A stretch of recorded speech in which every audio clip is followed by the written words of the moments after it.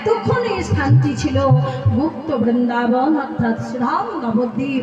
এইবার আমরা সবাই যাব সেই নিত্য বৃন্দাবনে, যেখানে নিত্য নিত্য আমার রাধা গোবিন্দ লীলা করে, সেই উত্তরপ্রদেশ। কিন্তু মা, এই দেহগুলোকে আজকে নিয়ে যেতে পারবো না। আমাদের সকলের মন এক মন করে আমরা যাব সেই বৃন্দাবন। তো মায়েরা সবাই যাবে তো? একটু জোরে করে বলুন, সবাই যাবে তো?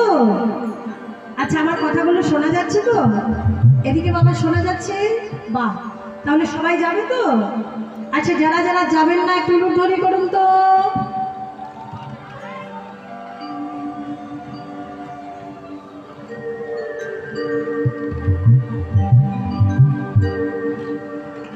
ওই দেখেছেন, আমি বললাম আমার কথাগুলো শোনা যাচ্ছে? হ্যাঁ শোনা যাচ্ছে। বোঝা যাচ্ছে? হ্যাঁ বোঝা যাচ্ছে। বৃন্দাবনে যাবে তো? হ্যাঁ যাবো।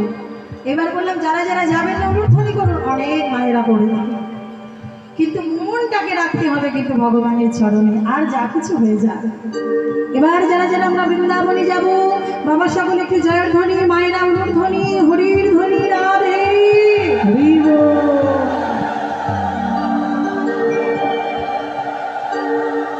मेरा मन पंछी बोले, সবাই একটু ঘন্টা দেবে, আমরা সবাই বল।